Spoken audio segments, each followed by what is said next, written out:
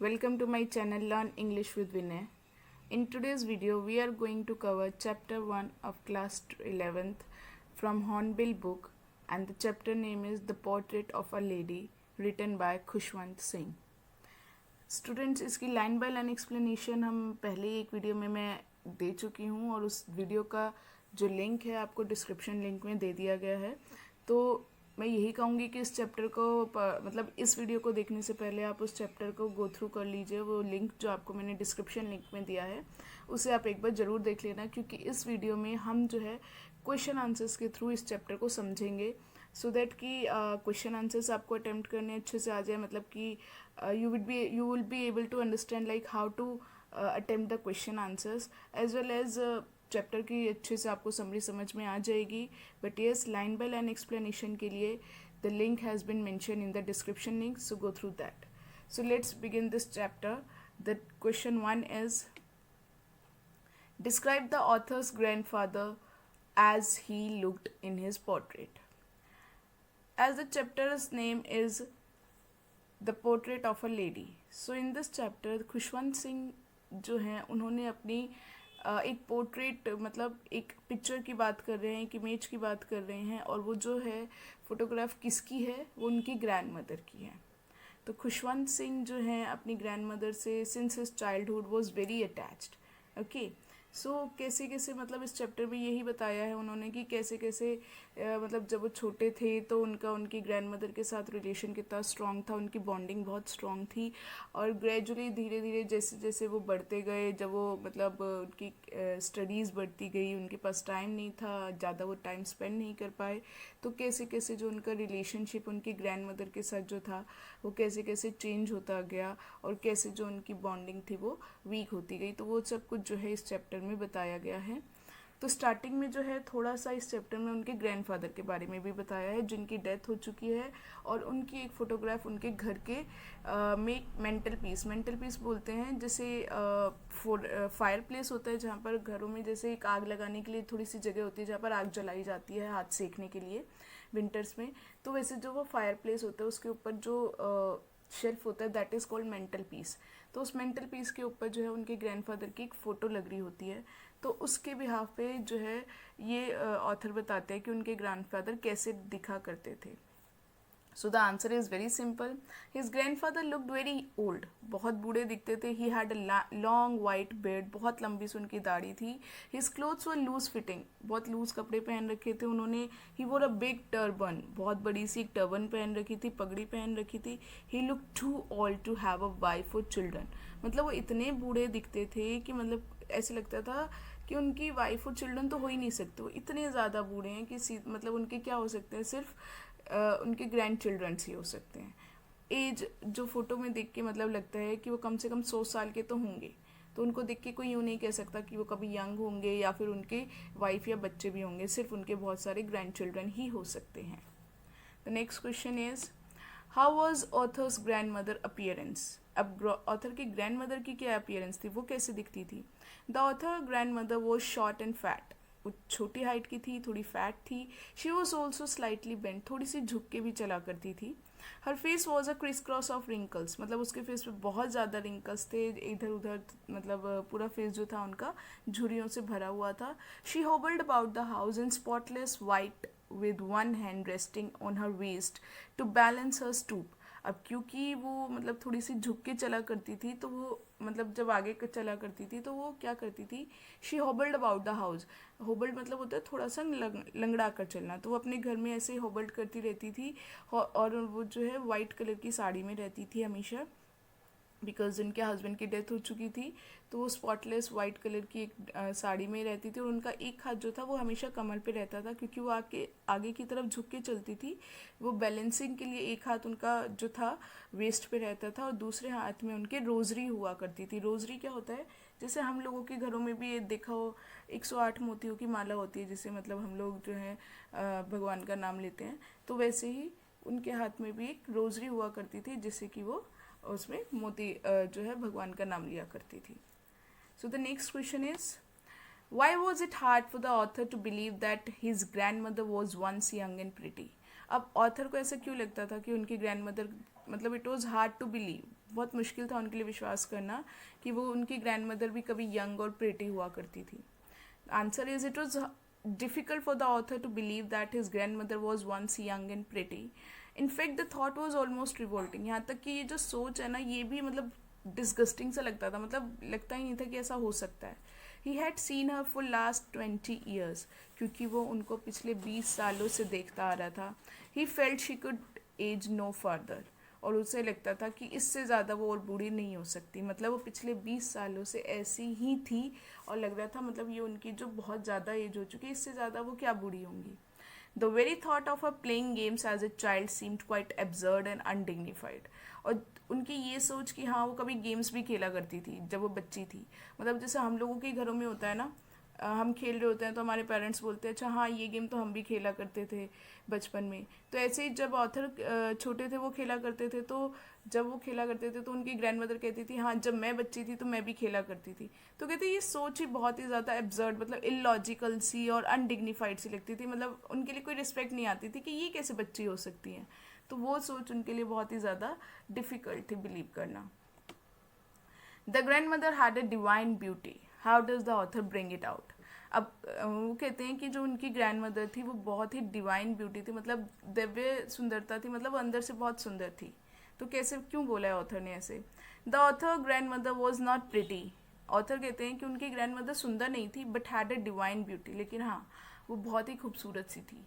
She dressed in spotless white. वो white colour की dress में रहती थी. हर सिल्वर लॉक्स, लॉक्स होते हैं जो हमारे हेयर्स होते हैं ना आगे फेस पे आते रहते हैं, तो उनके जो लॉक्स थे वाइट कलर के, उनके बाल वो स्कैटर्ड फैले रहते थे अनटाइडली, मतलब ऐसे ही उलझे हुए से फैले रहते थे. ओवर हर पेल पुकर्ड फेस. पेल मतलब जो पीला पड़ जाता है फेस वीकनेस से because of her old age. Puckered face, face उनका बिल्कुल पिचक सा गया था. And her lips constantly moved in an inaudible prayer. और उनके जो लिप्स थे वो लगातार, मतलब आपको फील दिखता होगा कि वो हमेशा मूव कर रहे हैं, चल रहे हैं, उनके लिप्स कुछ ना कुछ बोल रहे हैं, लेकिन वो क्या मतलब पूरे टाइम वो इनऑडिबल, मतलब जैसे सुन ना सके. जैसे मन मन में प्रेयर्स करते हैं, आरती करते हैं, तो वैसे उनके जो लिप्स थे वो लगातार हिलते रहते थे, वो इनऑडिबल प्रेयर करती रहती थी. The author describes like the winter landscape in the mountains. Author ने क्या बोला है कि ऑथर कहते हैं कि वो बिल्कुल जैसे सर्दियों में लैंडस्केप होता है ना, माउंटेन्स होते हैं, उसके आगे बर्फ़ सी जम रही होती है, तो वैसे ही उनकी जो मदर थी वो personification of serenity, breathing peace and contentment. तो उनकी जो ग्रैंड मदर थी वो भी शांत थी, पीसफुल और कंटेंट, अपने आप में ही सेटिस्फाइड थी, अपने आप में ही वो अपने से बिल्कुल कंटेंट थी, सेटिस्फाइड थी, उन्हें किसी और चीज़ की ज़रूरत नहीं थी. तो वो कह रही हैं कि उनकी जो ग्रैंड मदर थी, हम उन्हें यूँ नहीं कह सकते that she was very pretty, but yes अंदर से वो बहुत ही अच्छी थी. She was beautiful by heart. Okay, the next is what was Khushwant Singh and his grandmother's routine in the village. अब वो कह रहे खुशवंत सिंह और उनके ग्रैंड मदर जब विलेज में रहती थी तो उनका क्या रूटीन था. अब जब खुशवंत सिंह छोटे थे तो उनके पेरेंट्स का जो है ट्रांसफ़र हो गया, वो शहर में शिफ्ट हो गए थे. तो उनके पेरेंट्स पहले वहाँ चले गए थे और खुशवंत सिंह को उन्होंने उनकी ग्रैंड मदर के पास गांव में छोड़ दिया था. तो वहाँ पे वो क्या करते थे, the grand mother use to wake Khushwant Singh up in the morning. Grand mother Khushwant Singh को सुबह उठाया करती थी, bath him, dress him and accompany him to school. उन्हें नहलाती थी, ड्रेस पहनाती थी और स्कूल ले जाया करती थी. While he studied she said in the temple and read scriptures. और जब वो वहाँ पर पढ़ा करते थे और उनकी ग्रैंड मदर क्या करती थी, वो टेम्पल में बैठती थी एंड रेड स्क्रिप्चर्स. वहाँ पर वो होली बुक्स, जो वहाँ पे बुक्स पढ़ी रहती थी, जो मंदिर की बुक्स होती थी, वो पढ़ा करती थी. On return she fed stale chapatis to the village dogs. और जब वहाँ से वो वापस लौटते टाइम बासी चपातियाँ जो थी गांव के डॉग्स को खिलाया करती थी. She use to prepare his wooden slate by plastering it lightly with yellow chalk. और वो क्या किया करती थी, वुडन स्लेट क्या होता है, तख्ती होती है जो पुराने टाइम में यूज़ की जाती थी. तो वो पुराने टाइम में जो तख्ती होती थी उनको क्या करना पड़ता था, मतलब पहले एक रात पहले वॉश करके और उसके ऊपर जो है चूना आता था जिसे कि पानी में घोल के उसके ऊपर प्लास्टर किया जाता था उस तख्ती के ऊपर. तो उनकी ग्रैंड मदर जो थी उनके लिए एक वुडन स्लेट लेके उसके ऊपर चौक से जो है प्लास्टर करके रखा करती थी. The next is how did the narrator and his grand mother became good friends. Narrator और उसकी ग्रैंड मदर गुड फ्रेंड्स कैसे बन गए थे. During his childhood the narrator stayed with his grand mother in the village. She was the constant companion. वो लगातार उन्हीं के साथ रहती थी. She looked after him. उनकी ग्रैंड मदर उसका ध्यान रखती थी. She use to wake him up, उसे उठाती थी. Got him ready for school in the morning, सुबह उसे स्कूल के लिए रेडी करती थी. She would give him breakfast. She went to school with him. तो वो इस तरह से मतलब सारे काम उसके साथ किया करती थी, उसके साथ बहुत ज़्यादा टाइम स्पेंड किया करती थी. तो इस वजह से वो क्या हो गए थे, अच्छे फ्रेंड्स बन गए थे. That was a turning point in are friendship. What was the turning point? अब टर्निंग पॉइंट आया था उन लोगों की फ्रेंडशिप में. क्या टर्निंग पॉइंट आया था? The turning point in their friendship came when this shifted to the city. Turning point तब आया जब वो सिटी में शिफ्ट हो गए. पहले तो वो गांव में रहते थे, अब वो शहर में शिफ्ट हो गए. Now the narrator went to an English school in a bus. अब क्या हुआ था, नरेटर गांव में थे तो टेम्पल के पास जो मंदिर था, टेम्पल के पास जो स्कूल था वहाँ जाते थे. अब शहर में आने के बाद वो एक इंग्लिश स्कूल में और एक बस से स्कूल जाया करने लग गए. Grand mother could no longer accompany him. Grand mother अब ज़्यादा उनको कंपनी नहीं देती थी स्कूल जाने के लिए, क्योंकि वो तो बस से जाते थे. Although they share the same room, they saw less of each other. हालांकि वो एक ही रूम में रहते थे, लेकिन फिर भी वो एक दूसरे से बहुत कम मिल पाते थे. Why the author's grandmother was disturbed when he started going to city school? Author की ग्रैंडमदर क्यों परेशान हो गई थी जब उन्होंने सिटी स्कूल जाना शुरू किया? The 3 reasons why the author's grandmother was disturbed when he started going to schools are: she hated western science and learning. उन्हें western science जो सीख रहा था वो बिल्कुल पसंद नहीं थी. She was pained to know that there was no teaching of God and the scriptures of there. उन्हें बिल्कुल ये भी पसंद नहीं था, उन्हें बहुत दुख होता था कि वहाँ पे भगवानों के बारे में और जो है स्क्रिप्चर्स के बारे में कुछ नहीं बताया जाता. Third is she was allergic to music. उन्हें म्यूज़िक बिल्कुल पसंद नहीं था. She thought it was not meant for decent people. उन्हें ये लगता था कि ये अच्छे लोग नहीं मतलब म्यूज़िक बजाते हैं. And gentle folk. It was the monopoly of prostitutes and beggars. उन्हें लगता था कि जो प्रोस्टिट्यूट्स होते हैं या फिर जो बेगर्स होते हैं सिर्फ वो ही म्यूज़िक यूज़ करते हैं. अच्छे घरों के लोग जो है म्यूज़िक नहीं सीखते हैं और ना ही बजाते हैं. The next one is what led to the gradual distancing of the narrator from his grandmother in the city, which made her unhappy. अब धीरे धीरे उनका जो डिस्टेंस बढ़ता जा रहा था, तो उससे क्या हुआ था जिसकी वजह से उनकी ग्रैंडमदर जो थी बिल्कुल अनहैप्पी थी. As the years rolled by the narrator grew older. जैसे जैसे साल बीतते गए नरेटर बड़े होते गए. His dependence on the grand mother became lesser. अब जो वो ग्रैंड मदर पे पहले डिपेंड रहते थे वैसा अब कुछ नहीं था. He started going to an English school in a motor bus. She could not go with him. Moreover, she could not help him in teaching English and science. अब गांव में क्या होता था, उनकी ग्रैंडमदर उनकी हेल्प किया करती थी उन्हें पढ़ाने में, लेकिन शहर में तो क्योंकि इंग्लिश और साइंस था तो उनकी ग्रैंडमदर उनकी हेल्प नहीं कर पाती थी, उन्हें वो आता नहीं था. The author as he grew up got a room of his own. जैसे जैसे ऑथर बड़े हुए उनको अपना रूम मिल गया था. This growing distance between them upset her. इस तरह से जो उनके बीच में डिस्टेंस बढ़ता गया था उससे वो अपसेट हो गई थी. And all this made her unhappy. The next one is how did the grand mother spend her time when the narrator went up to the university. जब बहुत बड़े हो गए नरेटर यूनिवर्सिटी जाने लग गए थे तो ग्रैंड मदर क्या किया करती थी घर पे? She now lived alone in a room. अब वो अपने घर रूम में अकेली रहती थी. She accepted her loneliness quietly. उन्होंने ईजिली अपनी लोनलीनेस जो अकेलापन था उसे एक्सेप्ट कर लिया था. She was now always busy with her spinning wheels. वह पूरा टाइम अपने चरखा काटने में बिजी रहती थी. She said at her spinning wheels reciting prayer. वो चरखा काटते हुए पूरा टाइम प्रेयर किया करती थी. She hardly talk to anyone. वो मुश्किल से ही किसी से भी बात नहीं करती थी. In the afternoon she would feed the sparrow. और वो आफ्टरनून में क्या करती थी, चिड़ियों को खाना खिलाया करती थी. This was her only pass time. सिर्फ यही उनका पास टाइम था. What was the common link of friendship between the narrator and his grand mother and when was it broken. Author और उनकी ग्रैंडमदर के बीच में क्या एक फ्रेंडशिप का कॉमन लिंक था शहर में आने के बाद, और बाद में वो भी कैसे टूट गया? The common link between the old lady and her growing up grandson was that they shared the same room in the city for several years. Common link उन दोनों में क्या था कि वो दोनों एक ही रूम शेयर करते थे कई सालों तक जब वो शहर में शिफ्ट हुए थे. It was broken when he went to university and got a room of his own. अब जब ऑथर बड़े हो गए थे, यूनिवर्सिटी में चले गए, तो उनको अपना एक अलग से रूम मिल गया था.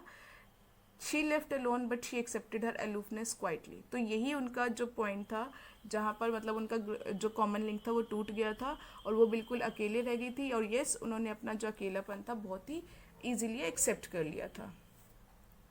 What was the happiest moment of the day for the grandmother? Grand mother का हैप्पीएस्ट मोमेंट क्या था? The happiest moment of the day for the grandmother in the mother in the city was when she fed the sparrows. अब grandmother को सबसे अच्छा क्या लगता था पूरे दिन में, कौन सा टाइम अच्छा लगता था, जब वो चिड़िया को खाना खिलाया करती थी. 100 of sparrows would gather there. सैकड़ों चिड़िया जो थी वहाँ पर, स्पैरोज जो थे इकट्ठे हो जाते थे. दे वुड चिरअप नॉइजली, बहुत चहचहाते थे, शोर मचाते थे. They perched on her legs, shoulder and head, वो उसके लेग्स पे, शोल्डर पे और सिर पे बैठ जाया करते थे. But she never shoot them away, लेकिन वो उन्हें कभी भी उड़ा के नहीं भगाती थी.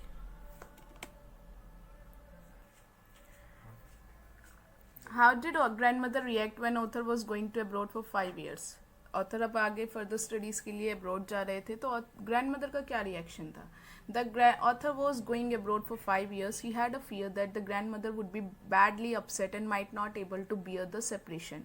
ऑथर को ये लग रहा था कि हाँ, उनकी मदर बहुत, ग्रैंडमदर बहुत ज़्यादा अपसेट हो जाएंगी और शायद वो ये सेपरेशन जो है उसे बर्दाश्त नहीं कर पाएंगी. But she was not at all sentimental, लेकिन वो बिल्कुल भी सेंटिमेंटल नहीं हुई. She went to railway station to see her grandson off, बल्कि वो उन्हें ग्रैंडसन को रेलवे स्टेशन छोड़ने भी गई. She kept silent and did not show her emotions, वो बिल्कुल चुप रही, अपने इमोशंस उन्होंने नहीं दिखाए. Her lips moved in prayer and her fingers were busy telling the beads of her rosary. उनके लिप्स अभी भी वैसे ही प्रेयर कर रहे थे और उनके वो बिजी थी, उनके हाथ जो थे अभी भी वो जो थे माला गिन रहे थे. She only kiss the narrator's forehead, उसने सिर्फ नरेटर के माथे पर किस किया. He cherish the most imprint. How did grandmother react when author was going to abroad for 5 years? अब जब मतलब फर्दर स्टडीज़ के लिए 5 years के लिए अब्रॉड जा रहे थे, तो ग्रैंड मदर ने कैसे रिएक्ट किया? The author was going abroad for 5 years. He had a fear that grand mother would be badly upset. Author को डर था कि उनकी जो ग्रैंड मदर थी वो बहुत ज़्यादा अपसेट हो जाएंगी and might not able to bear the separation, और हो सकता है वो इस सेपरेशन को बर्दाश्त भी ना कर पाए. But she was not at all sentimental, लेकिन वो बिल्कुल भी सेंटिमेंटल नहीं हुई. She went to railway station to see her grandson off, बल्कि वो रेलवे स्टेशन अपने ग्रैंडसन को छोड़ने गई. शी केप्ट साइलेंट, वो बिल्कुल चुप रही वहाँ पर. She did not show her emotions, बिल्कुल अपने इमोशंस शो नहीं करे. Her lips moved in a prayer, उनके जो लिप्स थे वो कॉन्स्टेंटली प्रेयर करते रहे. And her fingers were busy telling the beads of her rosary, और उनकी जो फिंगर्स थी मतलब वो बिजी थी अपनी माला जपने में. She only kiss the narrator's forehead, उसने सिर्फ नरेटर के माथे पर किस किया. He cherish the moist imprint as perhaps the last sign of physical contact between them. और उसने जो ऑथर थे उन्होंने इस लास्ट, उन्हें जो इम्प्रिंट था, जो मतलब एक तरह से जो छाप थी उनकी, जो मॉइस्ट, जो नमी वाला प्रिंट उनके फोरहेड पे हुआ था, तो वो इसको खुश हो रहे थे इसके लिए कि ये उन्हें लग रहा था कि शायद अब ये उन दोनों के बीच का लास्ट फिजिकल कांटेक्ट होगा. इसके बाद शायद जब वो आएंगे तो उनकी ग्रैंड मदर नहीं हो सकती, शायद उनकी डेथ हो जाए क्योंकि वो बहुत old. Only once did the grand mother not pray. When and why did she break the routine?